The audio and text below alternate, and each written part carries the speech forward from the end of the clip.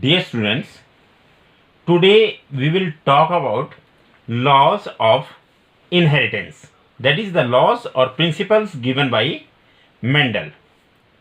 And the first law is law of dominance. Now, what is this law of dominance? You know that whenever there is a dissimilar pair of factors, this is dissimilar pair of factor.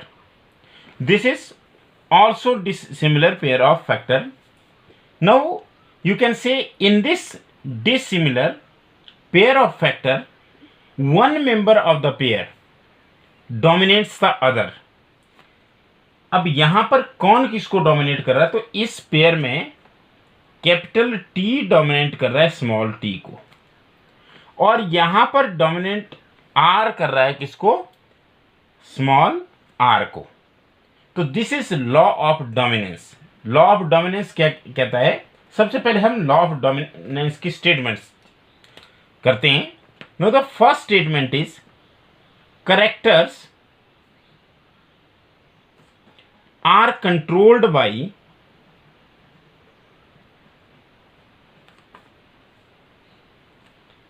discrete units, and these discrete units are called factors. ये आपको होता है कि Mendel ने बोला था कि कोई ना कोई ऐसी स्टेबल चीज होती है जो पेरेंट से प्रोजनी में जाती है गैमेट्स के थ्रू, और उस चीज को क्या बोला गया? उसको बोला गया था फैक्टर. तो यहाँ भी जो कैरेक्टर है वो कैरेक्टर्स को कौन कंट्रोल करता है? डिस्क्रीट यूनिट्स कंट्रोल करते हैं, और उन डिस्क्रीट यूनिट्स को क्या कहा जाता है? They are called as factors. तो ये इसकी पहली स्टेटमेंट है. Now the second statement is factors, जिन्हें हम अब जीन के नाम से जानते हैं, अकर इन पेयर्स. ये दूसरी स्टेटमेंट है. आपको पता है कि जैसे करेक्टर है टॉलनेस, तो ये देखिए टॉलनेस को हम ऐसे डिनोट कर रहे हैं. और आपको पता है कि जब भी हम इन फैक्टर्स की बात करते हैं तो फैक्टर कभी भी हम अकेले नहीं दिखाते, हम उनको कैसे दिखाते हैं? पेयर्स में दिखाते हैं. जैसे मान लीजिए ये हेटेरोजाइगस है, तो यहाँ पे आपको पता है कि जो फैक्टर्स हैं, ये कैपिटल टी है, एक स्मॉल टी है, यहाँ पे दोनों दे अकर इन यू कैन से पेयर्स. या तीसरा केस भी हो सकता है. देखिए यहाँ भी ये कैसा है? ये एक है, ये दूसरा. आपको पता है कि ये एक करेक्टर को शो कर रहे हैं. जैसे मॉर्फोलॉजिकल करेक्टर, ये इसमें क्या है? ये टॉल है, और ये कैसा है? ड्वार्फ है. पर आपको होता है कि इसके जो कंट्रास्टिंग ट्रेट्स होते हैं, तो इसलिए जो फैक्टर्स होते हैं वो हमेशा किस में होते हैं? वो पेयर्स में होते हैं. ये दूसरी स्टेटमेंट थी. Know the third and most important statement is in a dissimilar pair of factors,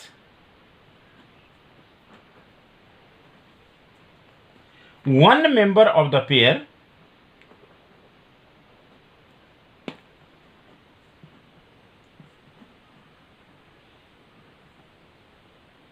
dominates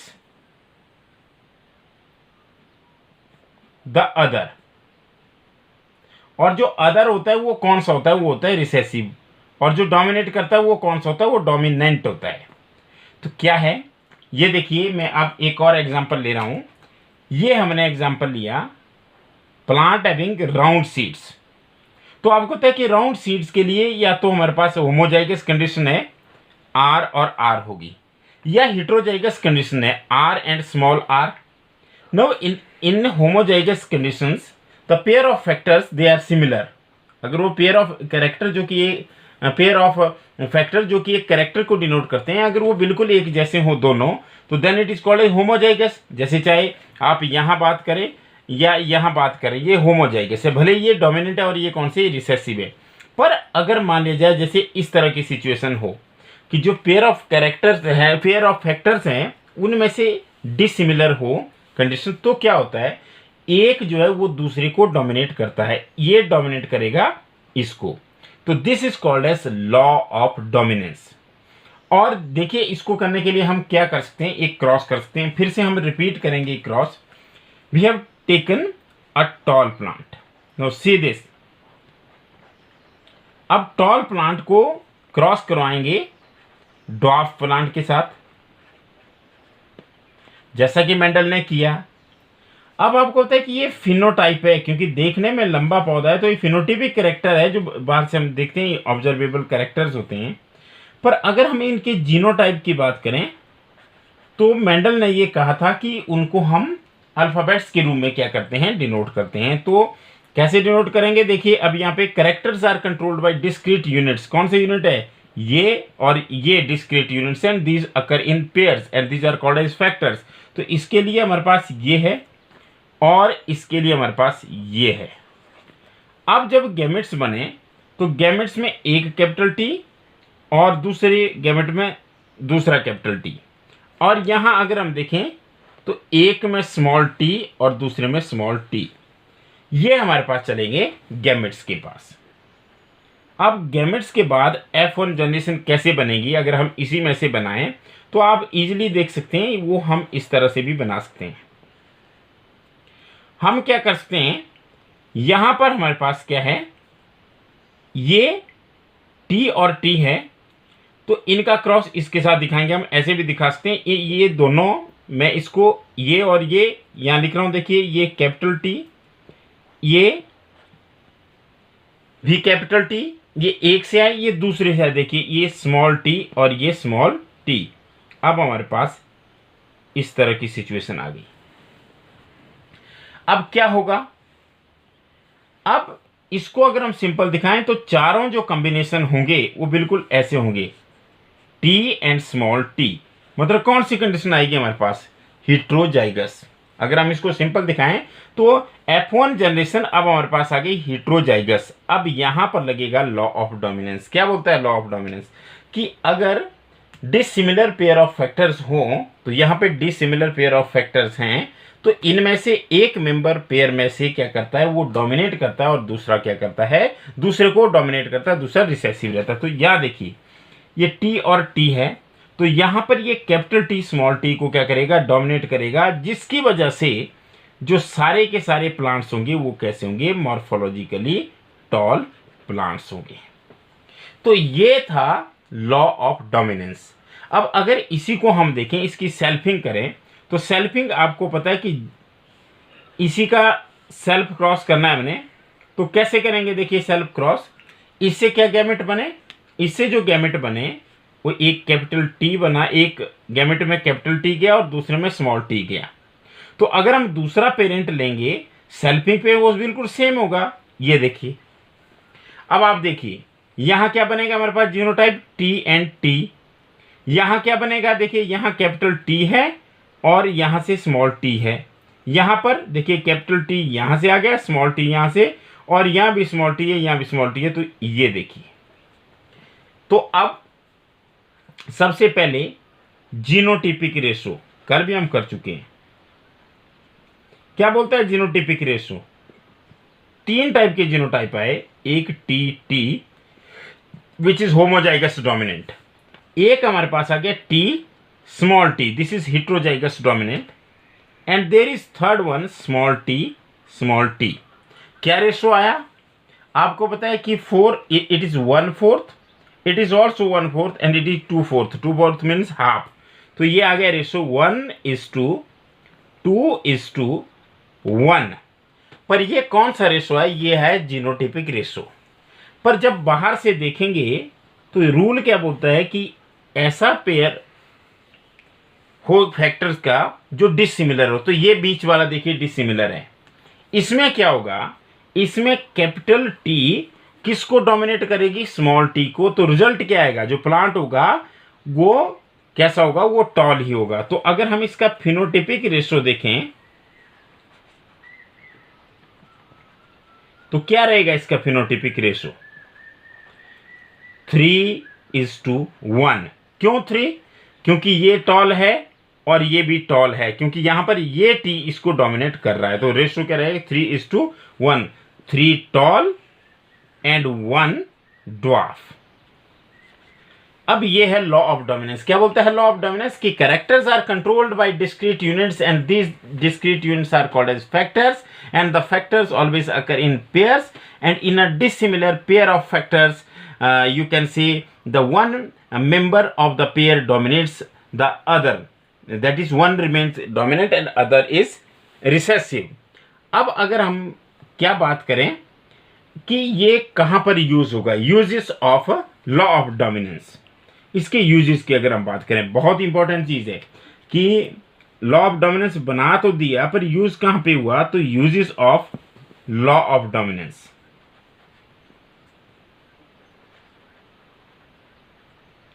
क्या यूजेस है लॉ ऑफ डोमिनेंस के? सबसे पहला use, to explain the expression of only one of the parental characters, to explain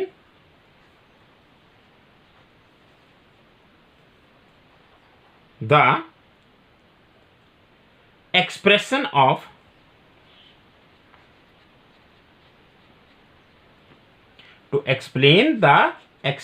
of only one of the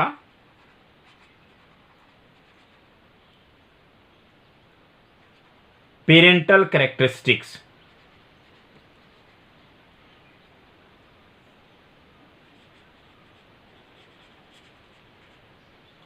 in a monohybrid cross।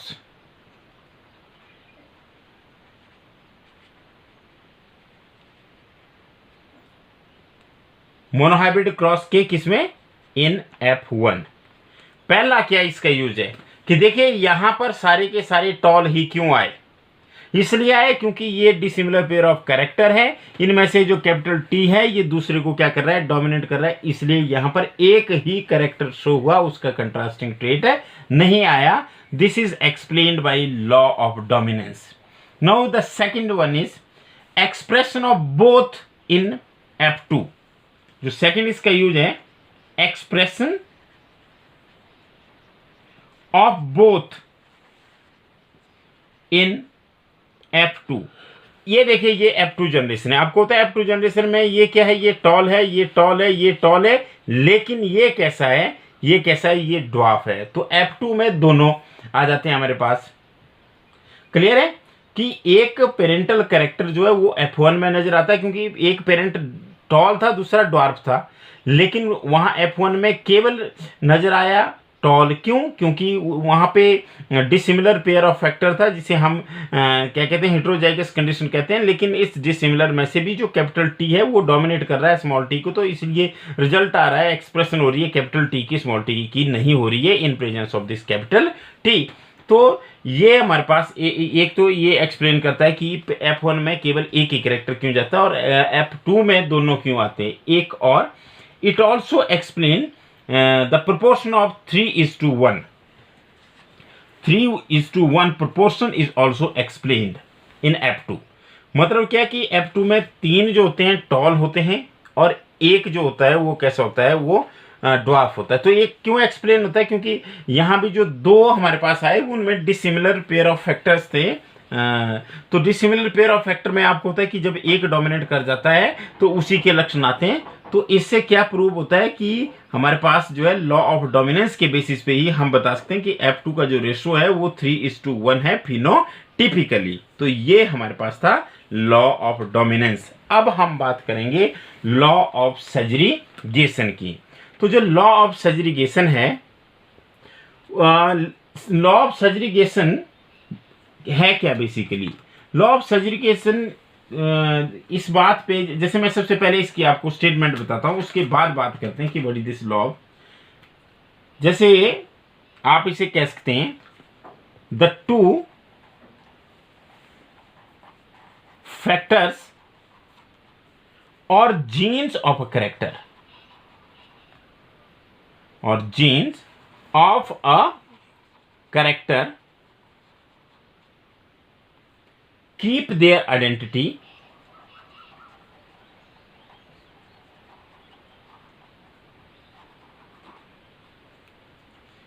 comma separate at the time of gametogenesis, at the time of gametogenesis or sporogenesis,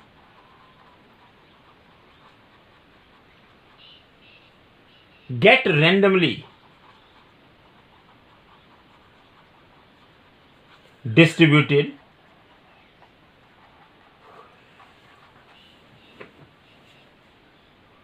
two different gametes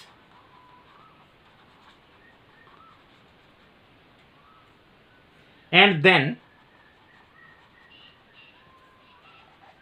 get paired again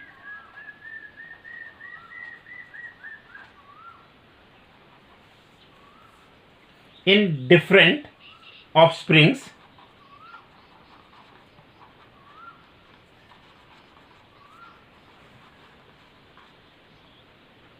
as per the principle of probability.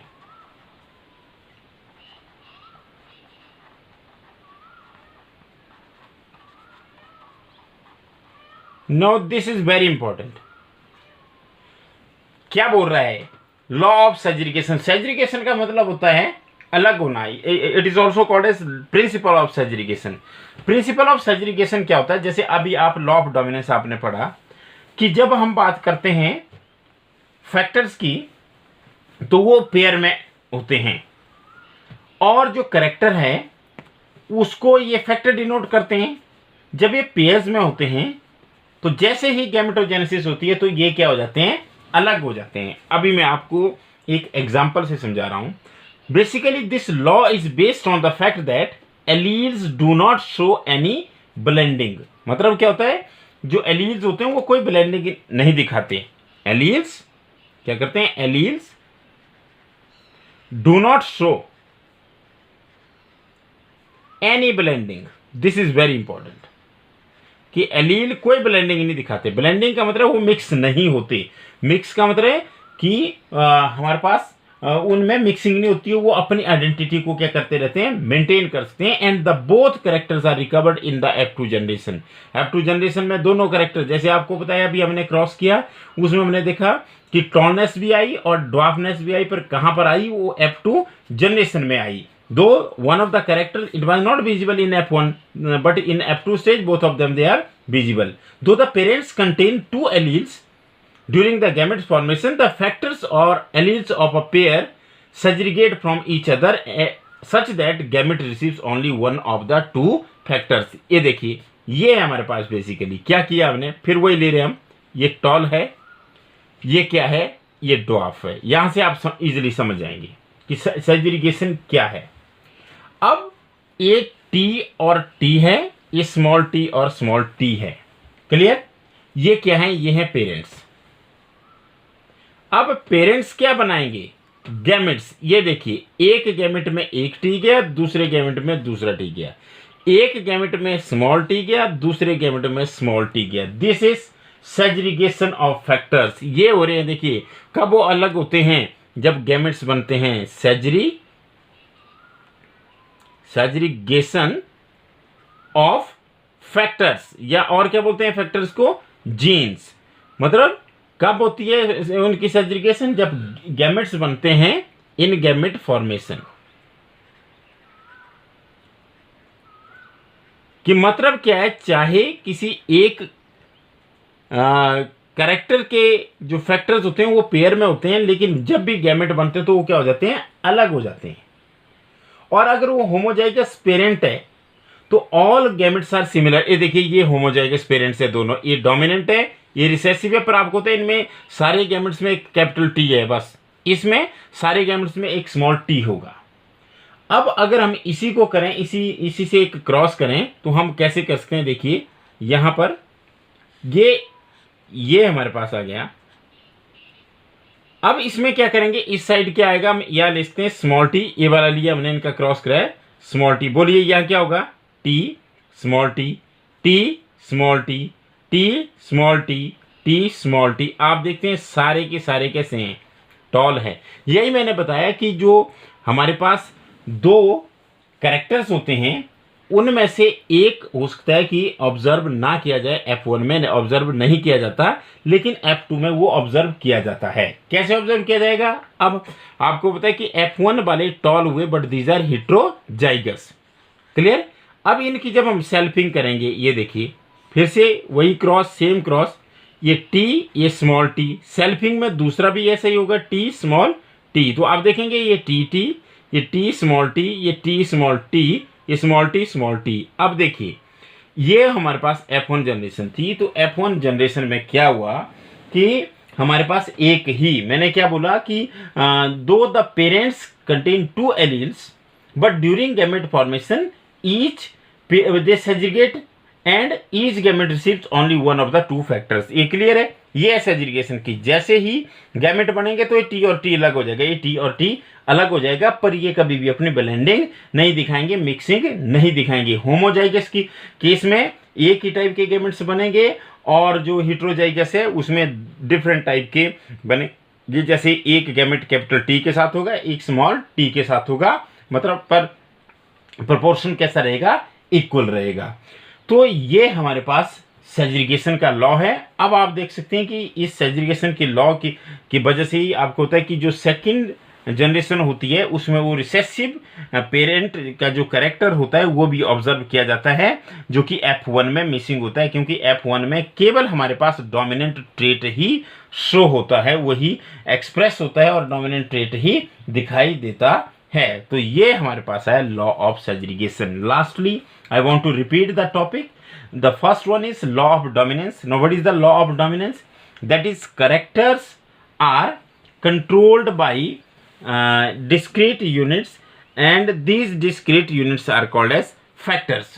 Now, the second point is the factors, they always occur in pairs, and in a dissimilar pair of the factor, one member of the pair dominates to the other. ये बहुत important है कि जब भी dissimilar की बात आएगी तब जाकर के डोमिनेंस का कंसेप्ट होगा।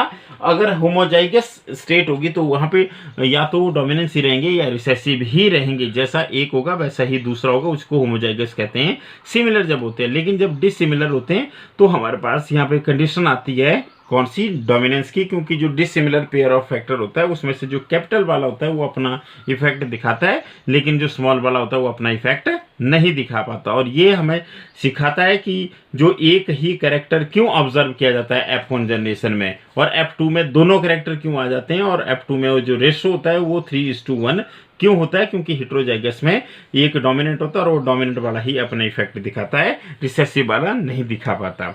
और दूसरी हमने बात की लॉ ऑफ सेग्रीगेशन की, और लॉ ऑफ सेग्रीगेशन में आपको होता है किस फैक्ट पर बेस्ड है कि alleles do not show any blending. This is very important कि जो एलील्स होते हैं वो कभी भी ब्लेंडिंग नहीं दिखाते, ये इसका बेस है।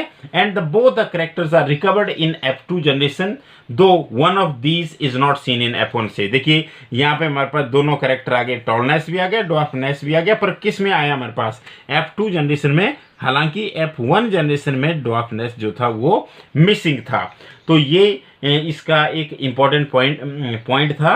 और अगर मान लिया जाए हमारे पास क्या होता है कि जब गैमेट बनते हैं तो गैमेट बनने के दौरान क्या होते हैं, ये फैक्टर क्या हो जाते हैं, ये अलग अलग हो जाते हैं, and this is called as segregation. तो you can say the two factors और the genes of character keep their identity, this mean that they do not show blending. ये मतलब है कि वो अपनी identity and they separate at the time of gametogenesis और sporogenesis and get randomly distributed to the different gametes and then get paired again in different offspring as per the principle of probability। तो ये हमारे पास आ गया law of segregation. तो अब हम नेक्स्ट वीडियो में बात करेंगे इनकम्प्लीट डोमिनेंस की। Thank you very much.